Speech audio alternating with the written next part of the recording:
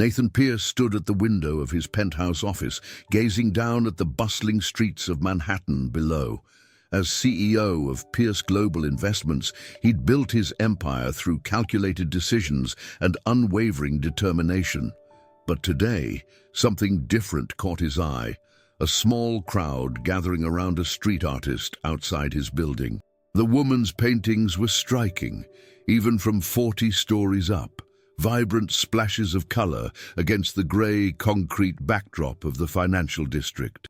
Nathan found himself drawn to the window more times than he cared to admit throughout the morning, watching as people stopped to admire her work. "Mr. Pierce, your 10 a.m. is here," his assistant's voice crackled through the intercom, pulling him back to reality. "Send them in," he replied, straightening his custom-tailored suit. But before turning away from the window, he noticed something peculiar about one of the artist's paintings. A familiar pattern that made his blood run cold.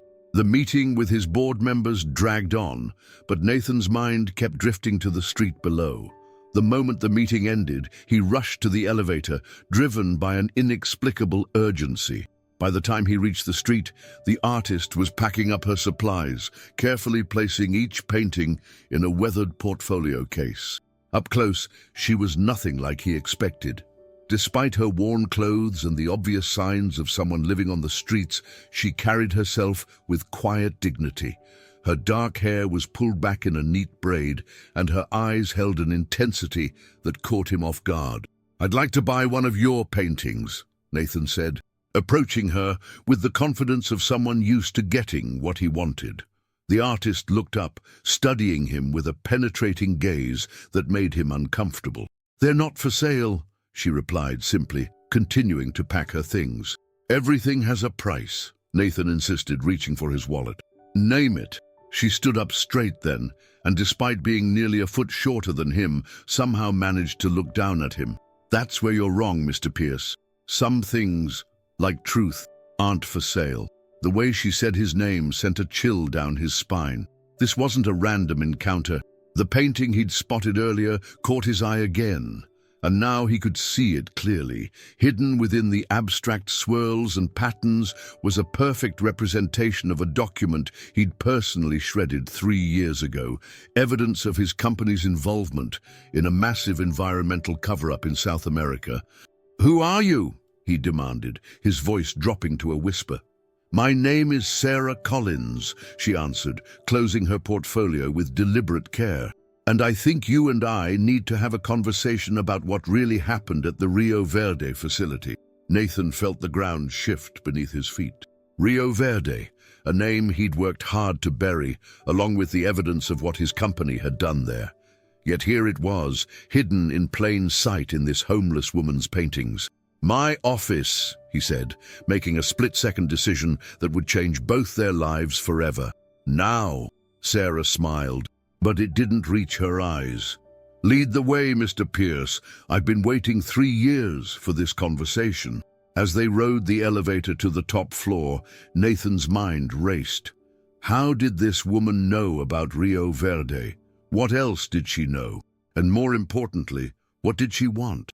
The homeless artist beside him seemed completely at ease, as if she'd planned this moment all along. When they reached his office, Sarah placed her portfolio carefully against the wall and walked straight to the window, looking down at the spot where she'd been painting. "Beautiful view," she remarked. "Must be nice to be so far above it all. Makes it easier to ignore what's happening down below. Doesn't it?" Nathan closed the door, ensuring their privacy. "Let's cut to the chase. What do you want?" Sarah turned to face him, and in that moment, he saw something in her eyes that made him realize he'd severely underestimated her. I want justice, Mr. Pierce. I want the truth about Rio Verde to come out. I want the families of those affected to receive more than just your company's hush money. I want you to face what you've done." "And if I refuse?" Nathan asked, though he already knew the answer. Sarah opened her portfolio and pulled out several paintings. At first glance, they appeared to be abstract art, beautiful but meaningless. Then she began pointing out details. Hidden within each piece were documents, conversations, and evidence that could destroy everything he'd built. "These are just copies," she said quietly. "The originals are safe, along with all the actual evidence. I've spent 3 years gathering every piece, every detail, every name. I lived on the streets to stay invisible while I did it, and now—" She paused, meeting his gaze steadily. "Now, you're going to help me make it right." Nathan sank into his chair, the weight of her words crushing him. He had 2 choices: destroy this woman and her evidence, or do something else, something he hadn't done in a very long time, the right thing. Looking at Sarah, he saw not just a threat to his empire, but a mirror reflecting back all the choices that had led him to this moment. And in her unflinching gaze, he saw something else too, a chance for redemption. "Why tell me this?" he asked finally. "Why not just expose everything?" "Because sometimes," Sarah replied, her voice softening slightly, "the truth needs more than just exposure. It needs understanding, it needs change. And for that, I need you alive and free, not behind bars or buried in legal battles." The implications of her words hung heavy in the air between them. Nathan looked at the paintings again, seeing them now for what they truly were, not just evidence, but art born of justice, of truth, of an unshakable determination to right a wrong. "What's your proposal?" he asked, knowing that whatever she said next would alter the course of both their lives forever. Will Nathan discover what's hidden in Sarah's mysterious paintings? Stay with us until the end. The truth will leave you speechless. Sarah's proposal was both elegant and terrifying in its simplicity. "Marry me," she said, her eyes never leaving Nathan's face. "Give me access to your world, your contacts, your resources. Together we'll make things right, not just in Rio Verde, but everywhere your company has buried the truth." Nathan almost laughed, but the sound died in his throat when he saw her expression. "Marriage? That's insane. Why would I—" "Because it's your best option," Sarah interrupted, pulling another painting from her portfolio. This one showed a boardroom scene, figures gathered around a table, faces obscured, but postures tense. Hidden in the brushstrokes were numbers, dates, signatures, details from a meeting Nathan remembered all too well. "You're not the only one implicated in this, but you could be the first to make it right." He studied her face, searching for signs of deception or ulterior motives. Instead, he found only determination and something else, a deep, burning intelligence that both intrigued and unnerved him. "You've clearly done your research," Nathan said, walking to his desk and pressing a button to darken the office windows. "But you're missing something crucial. A marriage would give you access to my wealth if things went wrong." "Why would I take that risk?" Sarah smiled, and for the first time, it reached her eyes. "Because I've already prepared a prenuptial agreement that protects your assets. This isn't about money, Mr. Pierce. It's about justice." She reached into her worn backpack and pulled out a thick document. Nathan took it, his hands almost trembling as he read through the pages. The prenup was airtight, protecting his personal wealth and company assets. Sarah would gain no financial benefit from their marriage or its potential dissolution.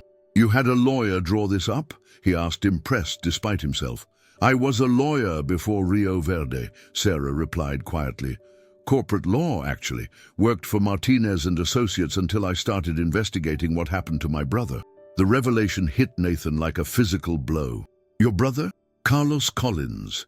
He was an environmental engineer at the Rio Verde facility. Official cause of death was listed as an accident, but we both know better, don't we?" Nathan sank into his chair, memories flooding back. Carlos Collins. He remembered the name now, the engineer who had discovered the truth about the chemical dumping, who had threatened to go public. The accident that silenced him had been arranged by others, but Nathan had known about it, had allowed it to happen. "I didn't order his death," Nathan said softly, the words feeling hollow even as he spoke them. "No, but you didn't stop it either," Sarah replied, her voice steady despite the pain evident in her eyes. "You had the power to prevent it, to expose the truth, to protect him. Instead, you chose to protect your profits."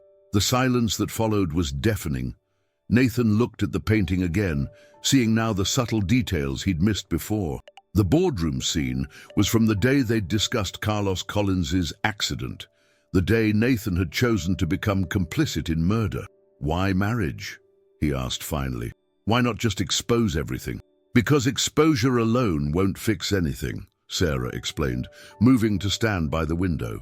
"The company would face fines, some executives might go to jail, but the system that allowed this to happen would remain intact.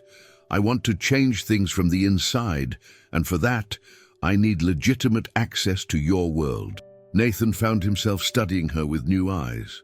Despite her current appearance, he could see traces of the corporate lawyer she'd once been in her posture, her precise way of speaking, her strategic thinking.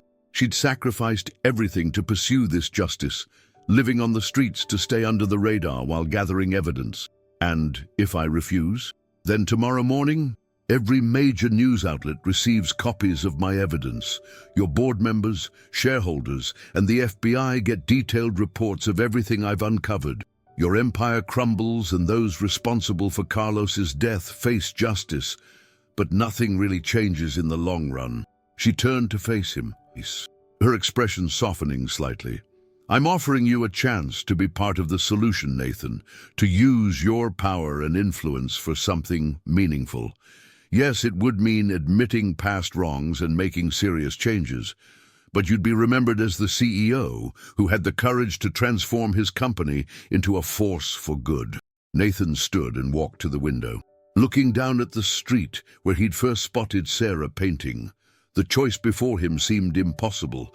Agree to a sham marriage with a woman who held the power to destroy him, or watch everything he'd built crumble to dust.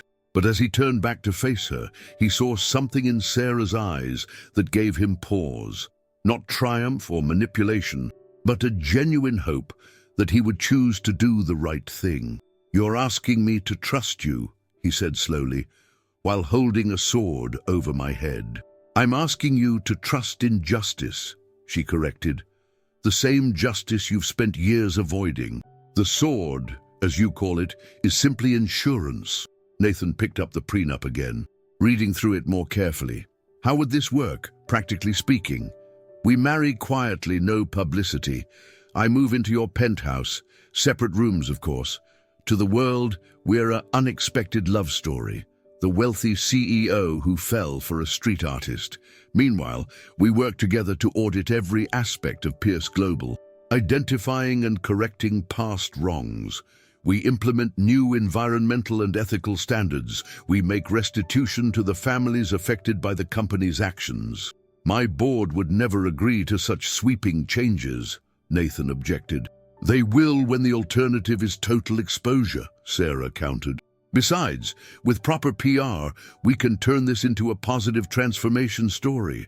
The market loves corporate redemption narratives." Nathan found himself almost smiling at her strategic thinking. "You've really thought this through." "I've had 3 years to plan," she reminded him, "while you were in this tower making millions. I was on the streets, gathering evidence, making connections, and preparing for this moment." He walked to his desk and sat down heavily in his chair.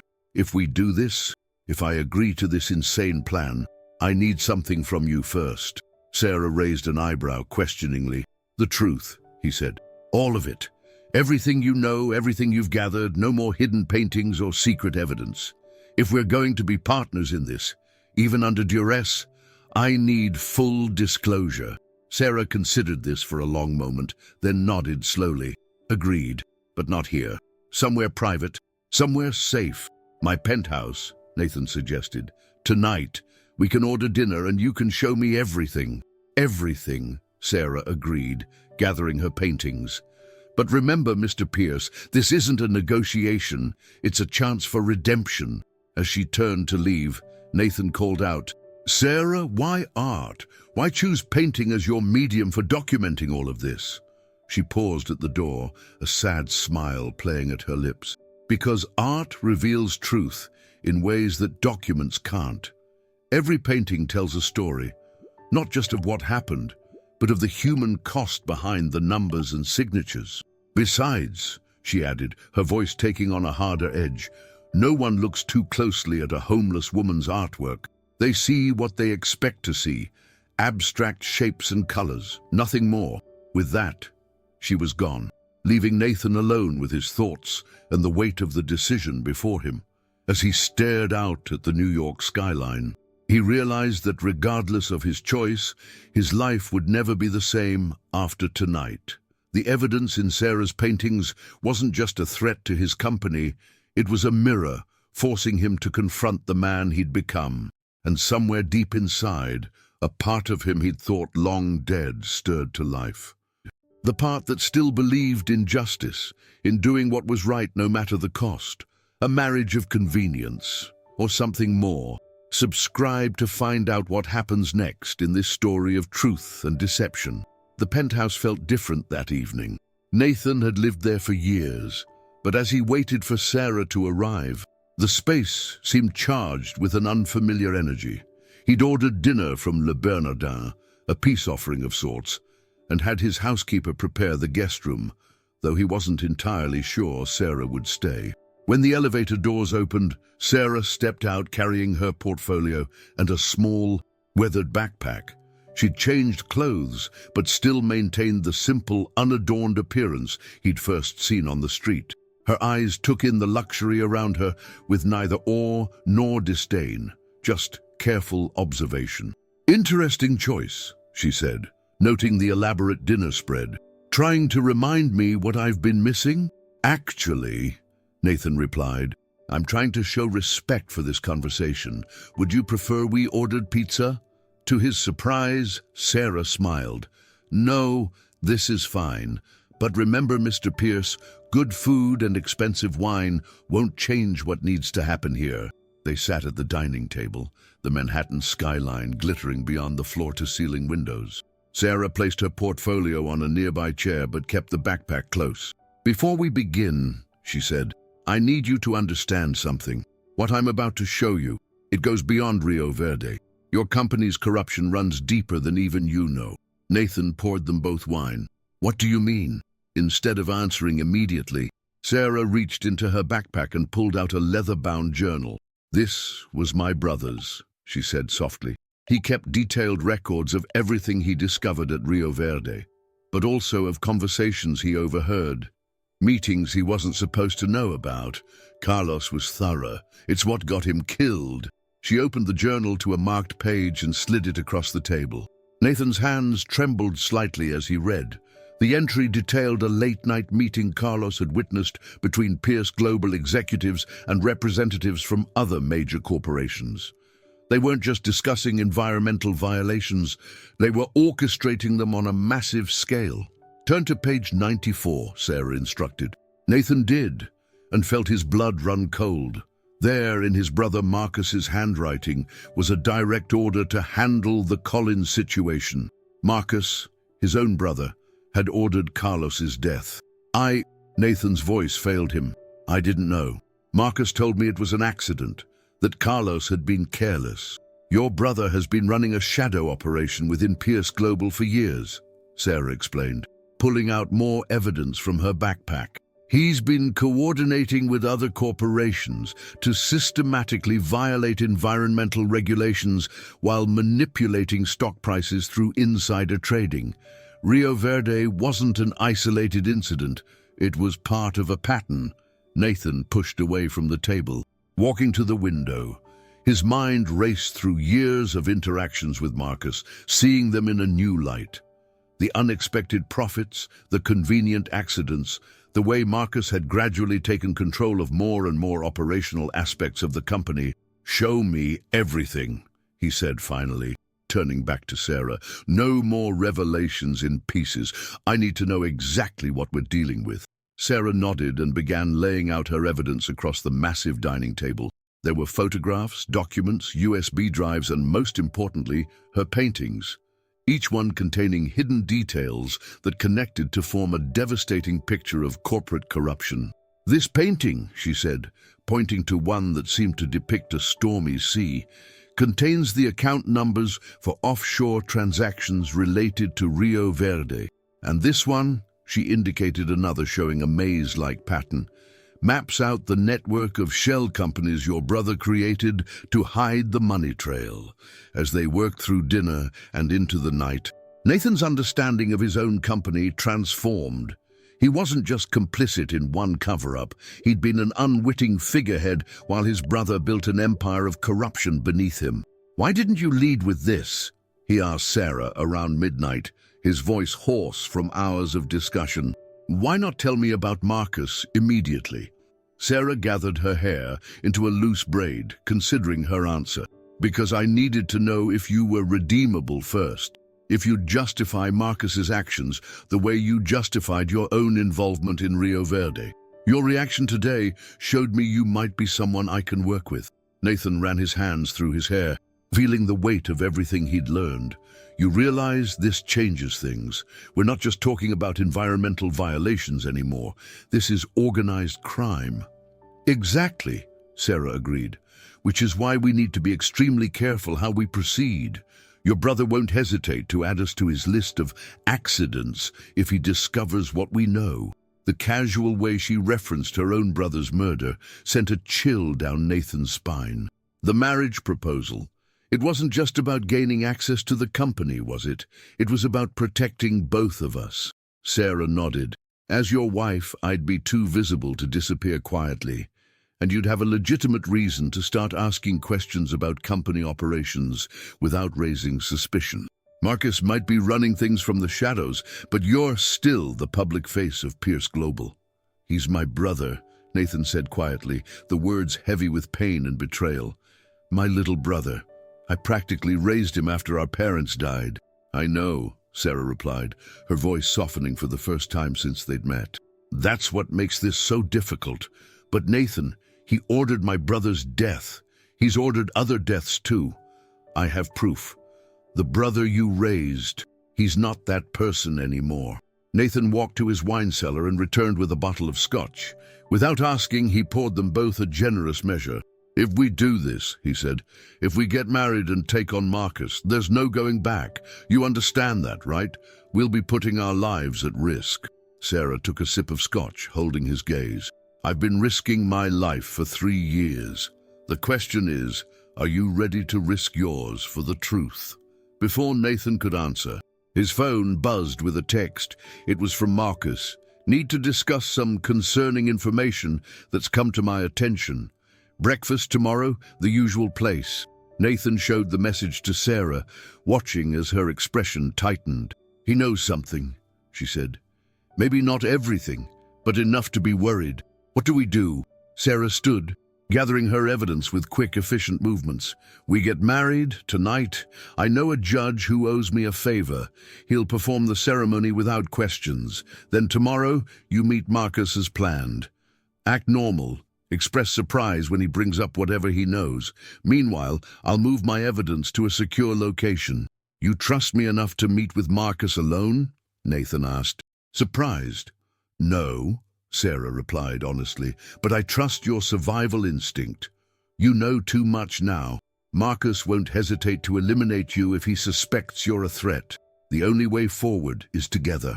Nathan looked around his penthouse, realizing it might be the last time he saw it with the same eyes. Everything was about to change. His life, his company, his relationship with his brother. And at the center of it all was this remarkable woman who had fought for 3 years to expose the truth. "Okay," he said finally, "let's get married. But Sarah, if we're going to do this, really do this, I need you to start calling me Nathan. Mr. Pierce sounds ridiculous if you're going to be my wife." For the first time, Sarah laughed, a genuine, unexpected sound that transformed her face. "Fair enough, Nathan.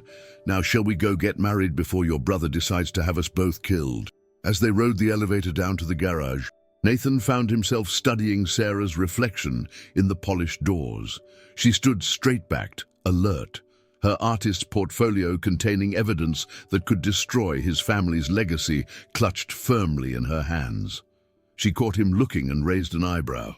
"Having second thoughts?" she asked. "No," he replied, surprising himself with his certainty. "I'm just wondering what kind of person lives on the streets for 3 years, risks their life gathering evidence, and then proposes marriage to their enemy, all in the name of justice. The same kind of person, Sarah answered quietly, who has nothing left to lose except their principles. The elevator doors opened to the private garage. And I'm not marrying my enemy, Nathan. I'm marrying my best chance at making things right. The secrets are getting darker and the stakes higher. Hit subscribe. You won't want to miss what happens next. The Manhattan sunrise painted the sky in shades of amber and rose as Nathan approached the Grove, the exclusive restaurant where he and Marcus had shared breakfast every Thursday for the past decade. His wedding ring, a simple gold band Sarah had produced from her mysterious backpack, felt foreign on his finger. They'd been married for less than 6 hours, and now he was walking into breakfast with the brother he'd just discovered was a murderer. Marcus was already at their usual table, impeccably dressed in a charcoal suit that probably cost more than most people made in a month. He stood to greet Nathan with the easy smile that had always charmed board members and prosecutors alike. "You look tired, big brother," Marcus said as they sat down. "A rough night?" "You could say that," Nathan replied, forcing himself to maintain eye contact. "Your text seemed urgent." Marcus gestured for coffee before leaning forward slightly. "Something interesting came across my desk last night. Security footage from outside the building showing you talking to a street artist. The same artist who's been hanging around our properties for months." Nathan took a sip of water, using the moment to steady his nerves. "Is there a policy against talking to street artists now?" "There is, when they're not what they appear to be." Marcus pulled out his phone and showed Nathan a photograph. It was Sarah, but from 3 years ago, dressed in corporate attire, standing outside the Martinez and Associates law offices. Sarah Collins, former corporate lawyer, sister of Carlos Collins. Nathan allowed his eyes to widen in genuine surprise, not at the information, but at how quickly Marcus had uncovered it. "Collins, from Rio Verde." "The very same." Marcus's smile remained pleasant, but his eyes had turned to steel. "She's been investigating us, Nathan, getting close to sensitive information. I thought you should know in case she tries to approach you." Nathan felt a cold knot form in his stomach. Marcus wasn't just warning him. He was fishing for information, trying to determine if Nathan already knew too much. "Actually," Nathan said, making a split-second decision, "she did more than approach me. We're getting married." The coffee cup in Marcus's hand froze halfway to his lips. For a fraction of a second, genuine shock cracked his composed facade. "I'm sorry, what did you just say?" "We're getting married," Nathan repeated, then corrected himself. "Actually, we got married last night. It was impulsive, I know, but when you meet the right person..." Marcus set his cup down with deliberate care. "Nathan, have you lost your mind? She's investigating our company. She's clearly trying to..." "To what?" Nathan interrupted, letting genuine anger seep into his voice. "To get close to me, to gain access to company information." "What exactly are you suggesting she might find, Marcus?" The tension between them could have been cut with a knife. Around them, other diners continued their breakfast conversations, oblivious to the deadly, serious exchange taking place. "I'm suggesting," Marcus said softly, "that you've made a grave error in judgment, one that needs to be corrected immediately." "Is that what Carlos Collins was?" Nathan asked, watching his brother's face carefully. "An error that needed correction." Marcus's expression didn't change, but something dark flickered in his eyes. "Carlos Collins was an unfortunate accident, one that happened years ago. I'm more concerned about your current lapse in judgment." "My judgment is fine," Nathan replied. "In fact, it's better than it's been in years. She's extraordinary, Marcus. Talented, intelligent, passionate about making the world better. She reminds me of who we used to be before." He paused, letting the words hang between them. "Before what?" Marcus's voice had turned dangerous. "Before we lost our way. Before profit became more important than people." Marcus leaned back, studying Nathan with new eyes. "I see. And this sudden attack of conscience, it wouldn't have anything to do with certain paintings your new wife has been creating. Paintings that might contain sensitive information?" "I don't know what you're talking about," Nathan said, maintaining eye contact. I fell in love with a street artist. That's all there is to it. No, Marcus replied, his voice turning cold. That's not all there is to it. But don't worry, big brother. I'll take care of this situation, just like I've taken care of every other threat to our family's legacy. Nathan felt his blood run cold at the casual way Marcus referenced murder. Touch her, he said quietly, and everything comes out. Everything, Marcus. No more covering up accidents, no more shadow operations. It all comes to light. Marcus's smile turned predatory. You're bluffing. You don't know anything. Rio Verde, Nathan said. The shell companies. The coordinated environmental violations with Global Corp and Midwest Chemical. The insider trading. Should I continue? For the first time, Marcus looked truly shaken. How? Did you really think Carlos Collins was the only one keeping records? Nathan stood, dropping his napkin on the table. Sarah is my wife now, Marcus. She's family, and I protect my family, even from other family. You'd choose her over me? Marcus asked, his voice barely a whisper. Over your own brother? Nathan felt his heart breaking even as he maintained his stern expression. I'm choosing right over wrong, something you and I should have done years ago. As Nathan turned to leave, Marcus called after him. This isn't over, Nathan. You have no idea what you're getting into. No, Nathan replied without turning around. For the first time in years, I know exactly what I'm doing. Back in his car, Nathan's hands shook as he texted Sarah. It's done. He knows everything. We need to move fast. Her reply came seconds later. Already in motion. Come to the gallery on 23rd Street. And Nathan, be careful. Don't trust anyone. As he drove through the morning traffic, Nathan's mind raced. He'd just declared war on his own brother, the person he'd practically raised after their parents' death, the person who, somewhere along the way, had become a cold-blooded killer. The gallery Sarah had mentioned was a small, unassuming space tucked between a coffee shop and a vintage clothing store. Inside, he found Sarah hanging her paintings, the same ones that contained damning evidence against Pierce Global, now displayed publicly for anyone to see. Are you crazy? He asked, rushing to her. These can't be displayed here. Sarah smiled, a fierce, determined expression that transformed her face.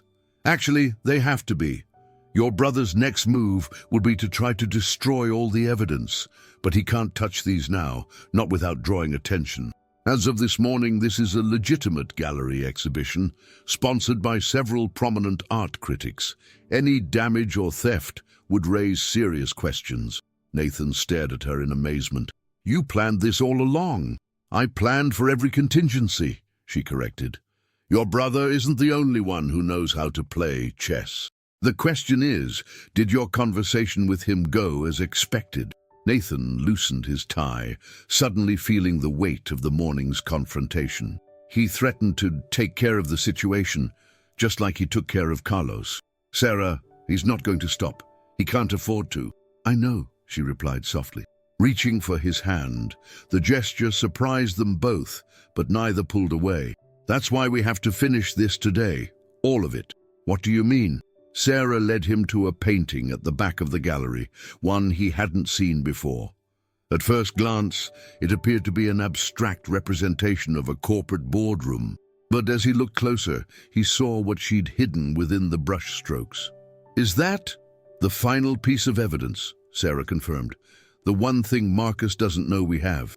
Proof that links him directly to not just Carlos's death, but to every illegal operation Pierce Global has conducted in the past 5 years. I've arranged for a press conference this afternoon. It's time to end this, Nathan. Nathan stared at the painting, seeing his brother's crimes laid bare in beautiful, devastating detail. He'll try to stop us. Of course he will, Sarah agreed. He'll try to kill us both, but he has to find us first. As if on cue, Nathan's phone buzzed with another text from Marcus. One last chance, brother. Make this right or I will. Sarah read the message over his shoulder, her hand tightening on his. Are you ready for this? Once we start, there's no going back. Nathan looked at their joined hands, then at the woman who had crashed into his life less than 24 hours ago, turning everything upside down. Their marriage might have started as a strategic move, but standing here now, facing death and destruction together, he felt something shift between them. "I'm ready," he said. "But Sarah, if we survive this, I think we should talk about making this marriage real." She looked up at him, surprise flickering across her face before being replaced by something warmer. "Let's focus on surviving first. Then we'll see." Outside the gallery, the New York streets buzzed with ordinary life. People rushing to meetings, tourists taking photos, street vendors selling coffee and pastries. None of them knew that within hours, one of the biggest corporate scandals in history would explode into the headlines, or that the fate of that explosion rested in the hands of a CEO and a former street artist, brought together by tragedy and united by a desperate quest for justice. Brother against brother, truth against power. Subscribe now to see how this intense story concludes. The press conference was scheduled for 2 p.m. at the Manhattan Press Club. Sarah's paintings had been carefully transported from the gallery, each one positioned to tell its story of corruption and redemption. News crews were setting up their equipment, while reporters murmured among themselves, speculating about the mysterious announcement from Pierce Global's CEO. Nathan stood in a side room, adjusting his tie for the 10th time. The evidence was irrefutable, their plan solid, but his hands wouldn't stop shaking. Sarah appeared beside him, no longer the homeless artist or even the corporate lawyer she'd once been. She moved with the confidence of someone who had fought too hard and come too far to fail now. "Security's in position," she said softly. "I've got people watching every entrance. If Marcus tries anything—" "He will," Nathan interrupted. "The question is what, not if." As if summoned by his words, Nathan's phone lit up with a message. The number was blocked, but the content made his blood run cold. "Check your email. You have 5 minutes to cancel the press conference, or everyone sees what really happened the night our parents died." Sarah read the message over his shoulder. "What is he talking about?" Nathan's face had gone pale. With trembling fingers, he opened his email and clicked on the message from Marcus. Inside was a video file, and when he played it, the years fell away. The security footage was grainy but clear enough. A 17-year-old Nathan arguing with his parents in their home office. Voices raised, gestures becoming more animated. Then the worst moment of his life, his father clutching his chest, falling, his mother rushing to help, slipping, hitting her head on the corner of the desk. The teenage Nathan panicked, running from the room instead of calling for help immediately. "They died because I waited too long to call 911, Nathan whispered. "I was scared, confused. By the time I got help, it was too late. Marcus was the only one who knew. He helped me cover up the delay, made it look like I'd called immediately." Sarah touched his arm gently. "You were a teenager, Nathan. It was a tragic accident. The world won't see it that way."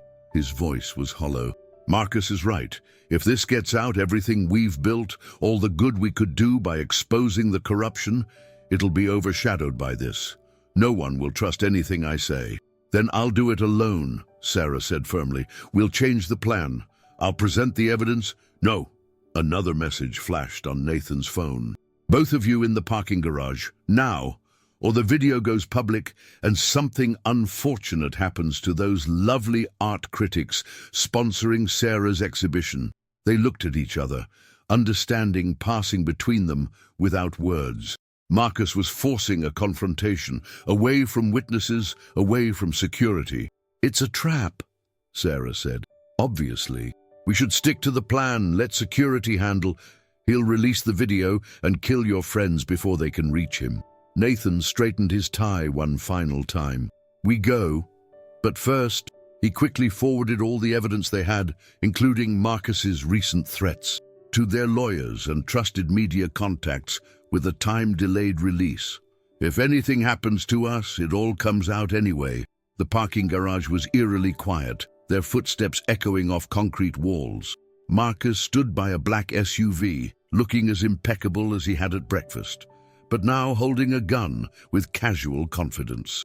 "I have to admit," he said as they approached, "you two have played this brilliantly. Marriage, the public art exhibition, the press conference. I'm almost impressed." "It's over, Marcus," Nathan said. "Even if you kill us, the truth comes out. We made sure of that." Marcus smiled, but it didn't reach his eyes.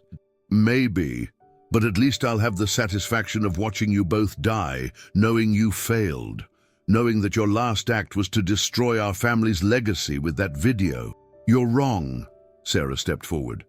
"About everything, but especially about Nathan destroying your legacy."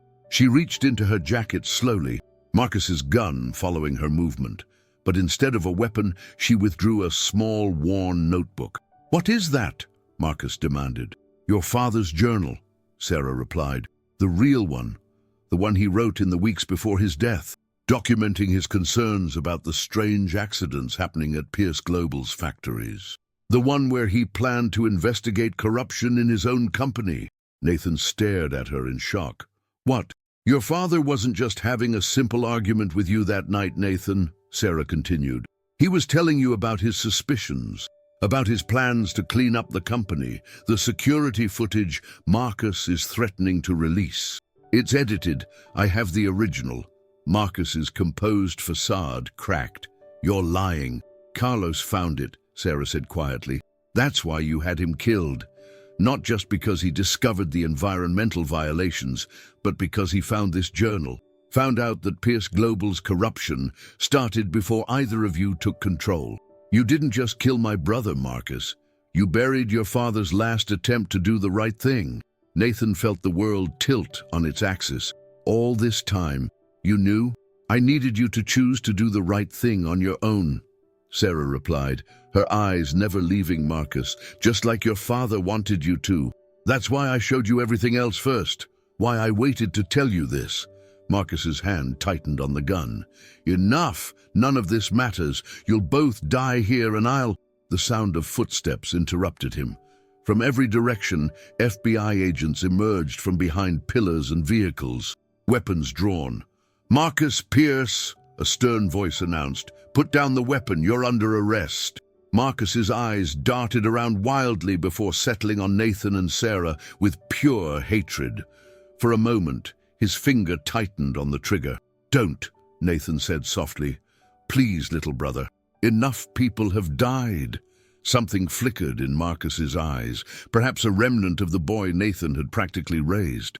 Slowly, he lowered the gun. As the FBI led Marcus away, Nathan turned to Sarah. "You planned this too? The FBI? I told you I had planned for every contingency." She smiled sadly. "Your father would be proud of you, Nathan. You chose truth over power, justice over family loyalty, just like he tried to do." Nathan looked at the woman before him, no longer his pretend wife, but someone who had orchestrated the most elaborate path to justice he'd ever witnessed. Someone who had believed in his capacity for redemption even when he hadn't believed in it himself. "The marriage," he said. "Was that part of the plan too, or—" Sarah reached for his hand, intertwining their fingers. "The marriage was strategic. But this," she squeezed his hand, "this is real." Above them, they could hear the commotion of reporters reacting to Marcus's arrest. Soon, they would need to face the press, explain everything, begin the long process of transforming Pierce Global into the ethical company it should have been all along. But for now, they stood together in the quiet of the garage, holding hands, their pretense stripped away to reveal something unexpected and genuine.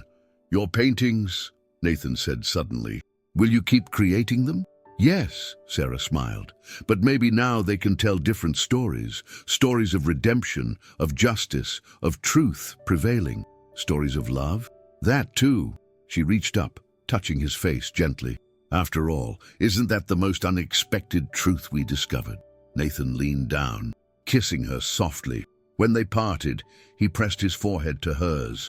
"Thank you," he whispered, "for helping me become the man my father always hoped I'd be." Together, they walked toward the elevator, toward the press conference that would change everything, toward their future. The truth had finally emerged from behind the paintings. Justice had been served, and in the process, two people fighting on opposite sides had found something neither expected. A love born from the ashes of tragedy, stronger for the fires it had endured. As they faced the media cameras together, Nathan squeezed Sarah's hand one more time. She had taught him that truth, like art, reveals itself layer by layer, and their story, like her paintings, was more beautiful for the depths hidden beneath its surface. What would you have done in Nathan's position? Would you choose truth over family? Share your thoughts in the comments below.